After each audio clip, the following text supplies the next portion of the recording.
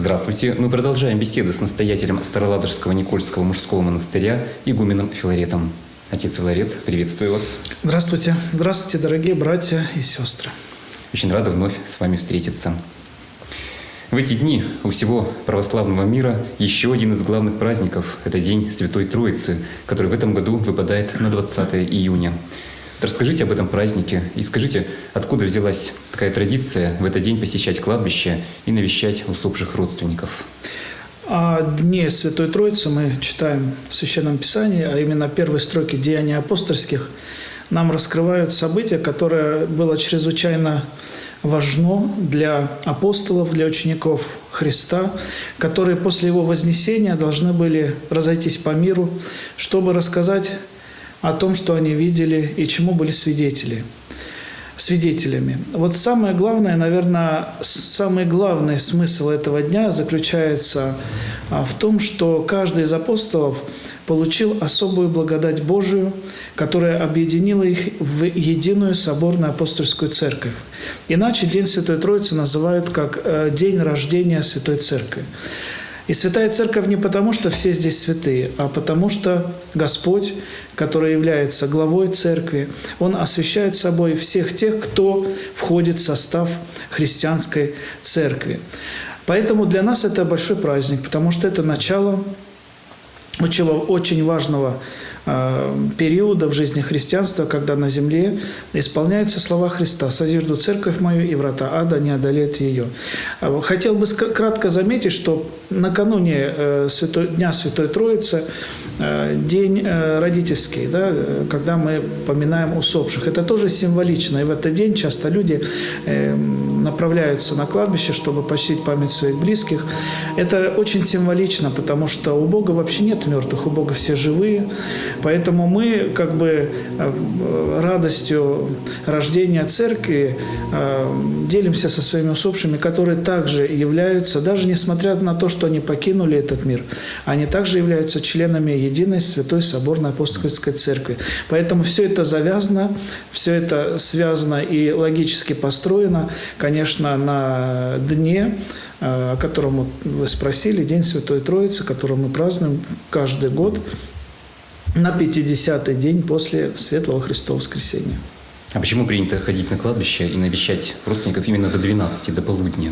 Ну, это человеческие обычаи. На кладбище можно заходить и днем, и вечером. И мы это видим, когда, допустим, есть определенные места, очень известные, допустим, некрополь Александра Невской лавры, куда люди приходят посмотреть на места захоронения видных деятелей, искусств, науки и прочее. Приходят в любой день до 12, а ходят вообще целый день, пока некрополи работают. Поэтому это чисто человеческая выдумка, никакого символизма или такого отношения к этому у нас не должно быть особого.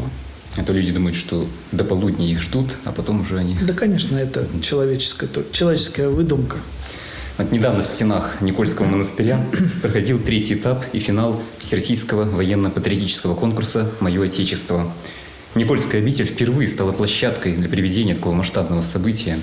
Вот он проходил в течение 3 дней, мы с вами встречались, и вы говорили, что проведение этого фестиваля будет для вас экзаменом. Вот скажите, как по вашей оценке вы этот экзамен сдали? Конечно, сдали, потому что всегда необходимо смотреть на отклик людей, которые оставляют свои пожелания. И все то, что мы прочитали и увидели, то, что было направлено в адрес Никольского монастыря, вообще Старой Ладоги, потому что те люди, которые приехали, это было практически около 30 участников, плюс столько же было и взрослых, которые располагались в Старой Ладоге, проживали 3 дня. Конечно же, они посетили не только Никольский монастырь, они, конечно, зашли и в наш музей-крепость Ладожскую, значит, они посетили и другие места и смогли проехаться в Волхов, поэтому, конечно, для них Старая Ладога для многих была открытием. Но в целом праздник и конкурс, и фестиваль, который впервые прошел у нас в монастыре, он действительно был особым событием, особым явлением в истории вообще монастыря. И я думаю, что мы его хорошо подготовили, хорошо провели. Конечно же, только организация заслуживает 5, потому что надо было подготовить оборудование, надо было подготовить необходимые и ресурсы, потому что люди у нас кушали, они у нас находились, проживали и все прочее. Поэтому с одной стороны было суетно, а с другой стороны очень радостно, что жизнь монастыря, которая заключается не только в духовном делании, а прежде всего сегодня монастыри – это центры просветительской работы, это центры культурной жизни. Поэтому очень радостно, что наш Никольский монастырь тоже приобретает такую вот интересную сторону, когда в наших стенах звучит не только церковная песня, а песня военных лет, патриотические песни, песни, конечно же, и духовного содержания. Но вот это новая страница, можно сказать, в жизни обители. Ну, значит, будем продолжать в том же духе. А я предлагаю посмотреть репортаж с фестиваля, а затем перейдем к ответам на вопросы наших телезрителей. С 28 по 30 мая на территории Староладожского Никольского мужского монастыря проходил 3-й этап и финал Всероссийского военно-патриотического конкурса «Мое Отечество». Древняя обитель впервые стала площадкой для его проведения. Торжественная церемония открытия конкурса состоялась в культурно-просветительском центре Никольского монастыря в новом концертном зале имени святого благоверного князя Александра Невского. Финал фестиваля состоялся 30 мая на территории монастыря. Гала-концерт проходил на свежем воздухе на площадке перед храмом Иоанна Златоуста и собрал многочисленных гостей и туристов. С приветственным словом к участникам и гостям праздника обратился настоятель Староладожского Никольского мужского монастыря игумен Филарет. Отец Филарет пожелал каждому найти свой жизненный путь, не растратить свою жизнь зря, а, используя таланты, данные от Бога, радовать своих близких и друзей. В конкурсе принимало участие более 20 исполнителей из разных уголков России. В этот день со сцены звучали песни военных лет в исполнении как юных, так и взрослых участников фестиваля. Очень трогательными были и поэтические номера. Также юные таланты радовали зрителей песнями России.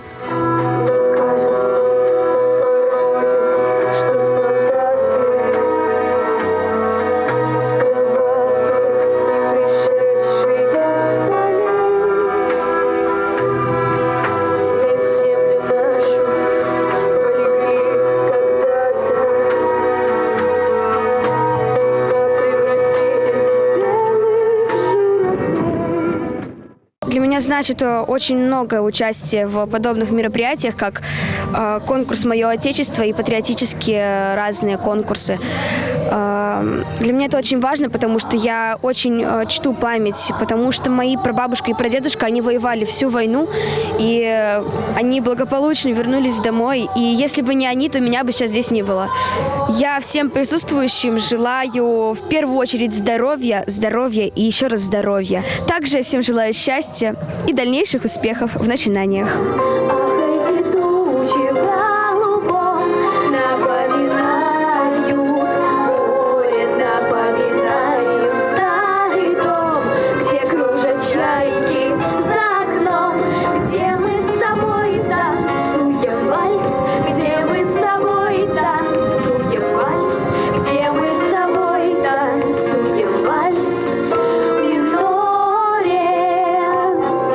Участвую в таких мероприятиях, поскольку я чту память погибших на войне.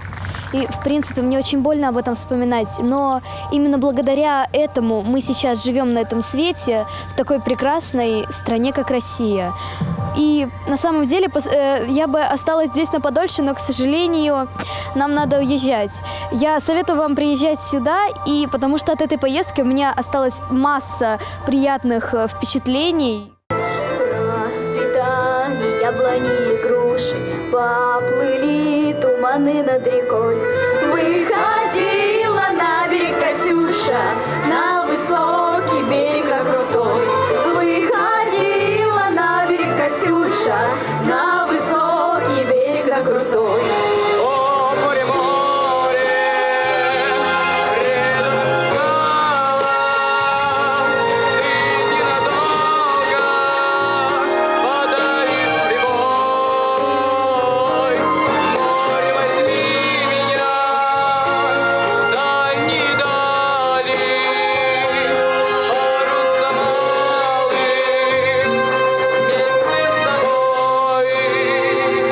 Организаторы конкурса – международный проект актуальных искусств для детей и взрослых «Планета. Звездный час», продюсерский центр Павла Бекермена, Комитет героев социалистического труда и полных кавалеров ордена «Трудовая слава», межрегиональная общественная организация «Совет героев Советского Союза, героев Российской Федерации и полных кавалеров ордена славы Санкт-Петербурга и Ленинградской области», общественное движение «Вечно живые». 2 года тому назад мы затеяли вот такой очень прекрасный конкурс военно-патриотической тематики и назвали «Мое Отечество». Он проходил у нас в Александро-Невской лавре, и поэтому решили именно вот финал сделать вот именно на этой святой земле. И причем этот год у нас год Александра Невского, и вот значимый и юбилей, и вот на такой территории и тематика, она соответствует. В завершении фестиваля все участники были награждены памятными подарками и дипломами в номинациях «Россия. Мое Отечество», «Историческая память», «Бессмертный Ленинград», «Живая память». Гран-при фестиваля досталось 22-летней Екатерине Иване из Москвы. На самом деле об этом фестивале я узнала совершенно недавно и узнала благодаря своей маме. И первоначально она сама без меня, без моего ведома подала заявку, и я решила принять участие. И нисколько не пожалела, что оставила дела в Москве, оставила учебу. И сейчас нахожусь здесь, наслаждаюсь природой, атмосферой и всем, что находится здесь прямо сейчас. И тут как-то спокойно, хочется дышать полной грудью и находить какое-то умиротворение. И вот сегодня на территории нашей обители возле храма Иоанна Златоуста состоялся концерт, на котором дети показали свое творчество. Они показали то, как надо любить свою землю, русскую землю, свой народ, своих близких. Поэтому для нас это очень большая честь. И, конечно, будем надеяться, что это станет доброй традицией. Отец Филарет, пришло время перейти к вопросам наших телезрителей. Вопрос о справедливости. Обращается Тамара из Волхова. Уважаемый отец Филарет, в Священном Писании говорится о том, что Бог воздаст всем по заслугам. Много лет назад мою соседку-пенсионерку обманул мошенник и пытался незаконно завладеть ее квартирой. Казалось бы, справедливость должна когда-то восторжествовать. Но как бы это ни прозвучало, тот, кто решил приступить закон, продолжает свои махинации уже в другой сфере и при этом считается в городе успешным. Как, по вашему мнению, какое возмездие может ожидать этого человека и настигнет ли оно его когда-нибудь? Потому что до сих пор его ничто не останавливает, и он продолжает годами свои грязные дела. Ну, ситуация не совсем простая. Наверное, отвечу кратко, отвечу с точки зрения вообще христианства. Господь никогда никого не наказывает, даже какой бы жизнью человек не проживал. Человек сам себя наказывает, когда ведет неправильный образ своего бытия, когда человек поступает несправедливо. Но то, что жизнь и те законы природы, которые Бог установил для нас, они в любом случае когда-то обязательно сыграют над том, кто поступает несправедливо, кто обижает тех, кто не может дать сдачи, те, кто обманывает. Вообще Господь, конечно, хочет, чтобы все спаслись и в разум истины пришли. Почему Господь часто терпит человека неправедного до конца? Потому что Он ждет, что этот человек обратится к Нему, покается, изменит образ своей жизни и станет другим человеком, годным для вечности. У Бога нет задачи наказать грешника, а наоборот, у Бога есть план увеличить его жизнь, чтобы он вразумился, чтобы он пришел в разум, чтобы он, как я сказал, изменил образ своей жизни, из, простите, нехорошего человека стал, ну, можно сказать, праведным человеком. Что касается в этой ситуации, то, конечно же, надо все отдать на откуп времени и промыслу Божьему. И не ждать, наверное, понимаете, вот в чем смысл вообще жизни христианина, это не ждать, что с неба полетят молнии или кого-то переедет грузовик, а наоборот ждать и радоваться, когда у человека все хорошо. Вот самое главное – радоваться, когда человек из плохого стал хорошим. Вот это самое необходимое. И, конечно, стараться не осуждать, потому что в этих ситуациях мы начинаем осуждать другого человека за его нехорошие поступки. А вот желательно бы помолиться, сказать: Господи, вразуми его, наставь его на правильный путь.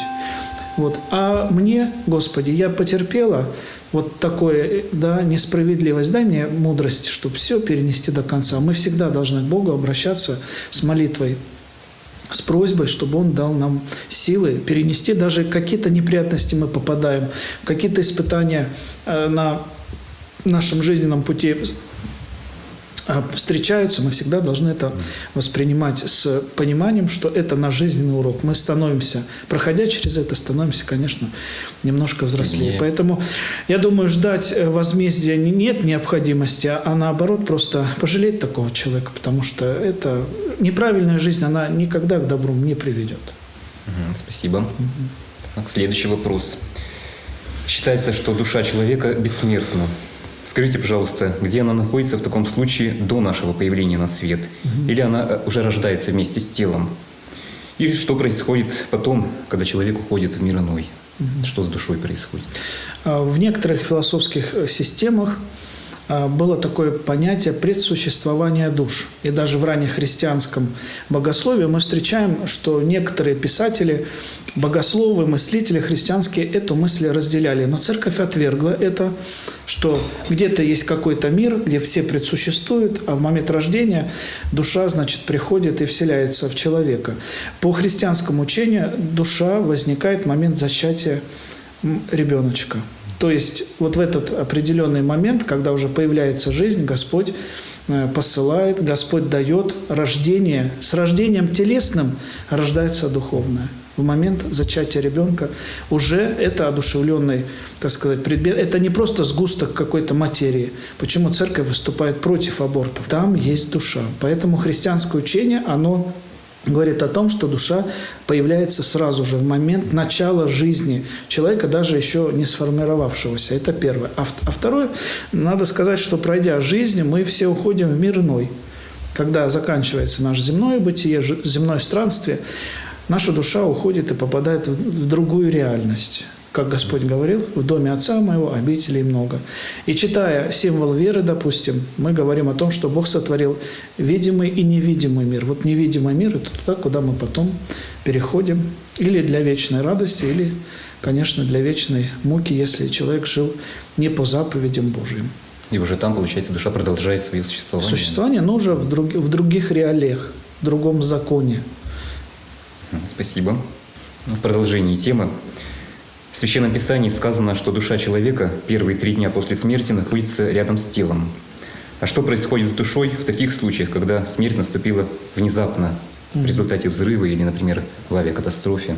То же самое. Есть такое понятие, есть такое предание в церкви, что после смерти, после того, как заканчивается наше земное бытие, душа человека 3 дня находится на земле, ее никто не видит, не слышит, не понимает из, так сказать, телесных, кроме ангелов, которые, если человек жил в мире со своим ангелом-хранителем, он присутствует с этой душой.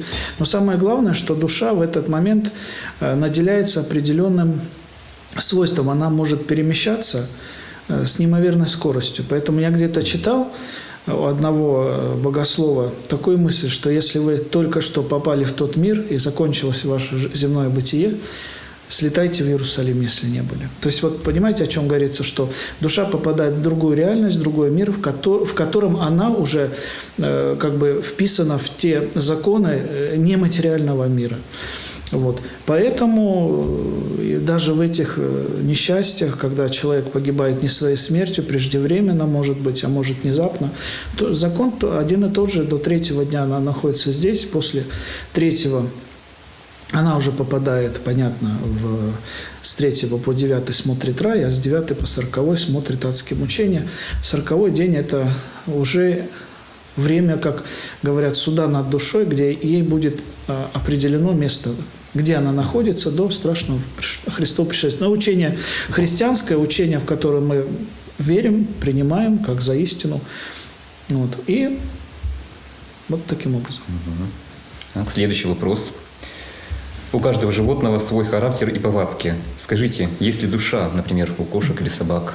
Как вопрос этот решался в греческой философии? Были философы, которые говорили, что у наших братьев меньших, у растений даже душа животного происхождения. Что это значит? Вместе со смертью питомца нашего домашнего или того, который у нас есть в хозяйстве, душа умирает вместе со смертью тела. Вот. Это первое такое мнение. Но говоря о бессмертии души, мы можем только, когда касаемся человека, потому что читая Библию, читая повествование о творении мира, шестоднев, мы видим, что Господь только в человека дунул жизнь вечную, душу бессмертную. Поэтому мы склонны все-таки говорить, что души животных, они, конечно, имеют некое растительное происхождение. Конечно, когда собачка, кошка или кто-то другой живет с нами, понятно, что она понимает, живет инстинктами, да, отвечает там преданностью, когда мы ее жалеем, любим, но ожесточается, когда мы ее наказываем. То есть мы говорим, что да, душа все-таки какая-то существует, но говоря о душе как составляющей вечность человеческой души, конечно, только человек обладает этим даром, который Бог дал нам. То есть у животных душа есть, но она смертная, получается. Можно так сказать. Хотя вопрос, знаете, был еще какой. А вот если все-таки человек был привязан какой-то своему питомцу, а там они встретятся или нет, вот вопрос. Вот все привязанности, вот мы с вами должны понимать, все наши привязанности, которые были здесь, они не все переходят в мир иной. Не все привязанности туда мы забираем. В продолжение темы как раз о животных. Недавно побывала в Москве и случайно проходила мимо кладбища животных. Причем памятники и надгробия такие же, как у людей. Меня это смутило. Скажите, как к этому относится церковь? Надо все-таки любить больше людей, чем зверей. Хотя тоже в Библии есть такие слова: «Блажен, кто и животных милует». То есть в любом случае Слово Божие нас научает бережно относиться к творению Божьему. То, что мы видим, то, что нам дано в пользование. Потому что не мы собственники того окружающего нас мира, который Господь дал, подарил просто так человеку. А что касается животных, то, конечно, бывает очень грустно.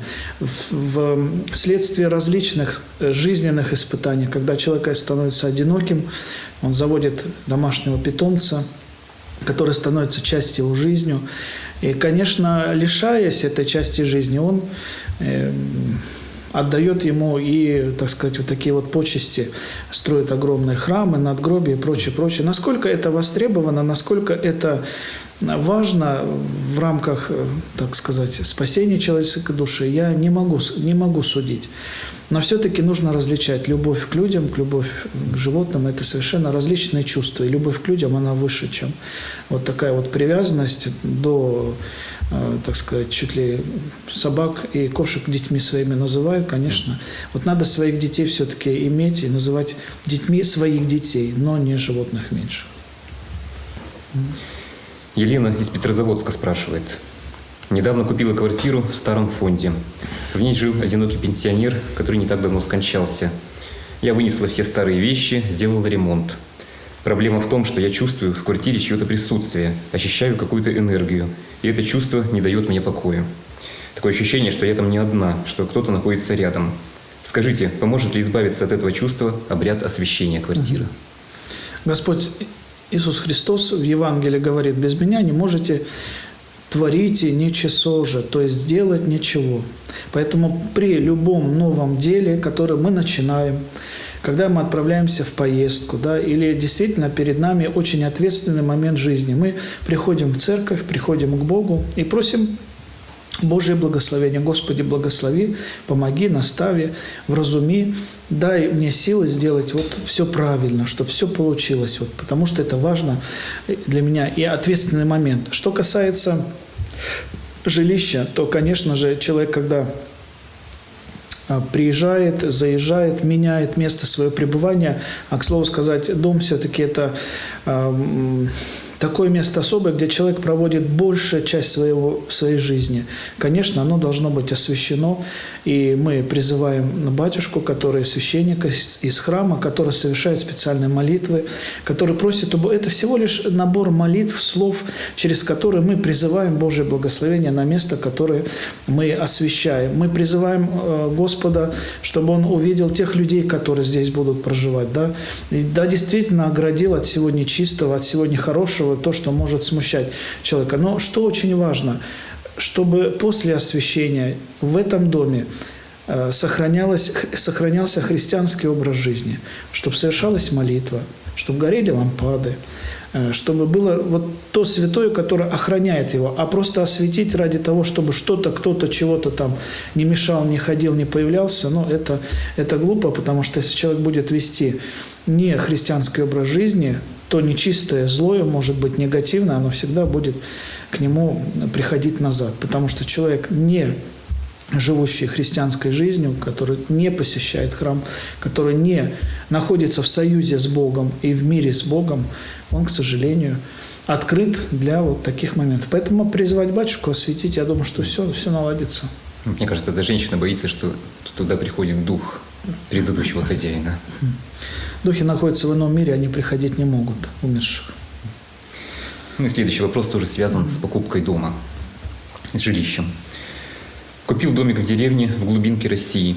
На чердаке обнаружил черное одеяние. Ну и не могу понять, что это. То ли ряса священника, то ли судейская мантия. Как мне определить, что это и как следует поступить с этой вещью? Отвечу кратко. Просто возьмите, отнесите в церковь. Пускай батюшка посмотрит, что это такое, а там уже определитесь. Если вы связываете это с церковным каким-то, с церковной частью одежды. А если это не ваше, если это вам необходимо, если это вам не нужно, то, конечно, обычно такие вещи мы просто придаем огню, сжигаем, и в этом ничего такого нет. Наверное, человек боится, что если это окажется ряса, что, может, нельзя это сделать. Отнести просто в церковь, показать батюшке, а батюшка уже скажет, что это такое. Отец Филарет, огромное вам спасибо за встречу. К сожалению, наша передача подошла к концу. И по традиции я вас попрошу обратиться к нашим телезрителям с напутственными словами. Пожелайте что-нибудь вашим прихожанам. Да, но самое главное, братья и сестры, это, конечно же, не терять стойкость духа, это, конечно же, совершать заповеди, это, конечно же, помогать нашим близким, дорогим, любимым, кто требует от нас и помощи, и поддержки. И пускай Господь сохраняет всех нас на путях нашей жизни. Спасибо, Господи. Огромное вам спасибо. Напомню, вы смотрели передачу «Беседы у камина». Дорогие друзья, задавайте свои вопросы игумену через сайт Староладожского Никольского мужского монастыря и страничку Волхов ТВ. На этом я с вами прощаюсь. Всего доброго и до встречи.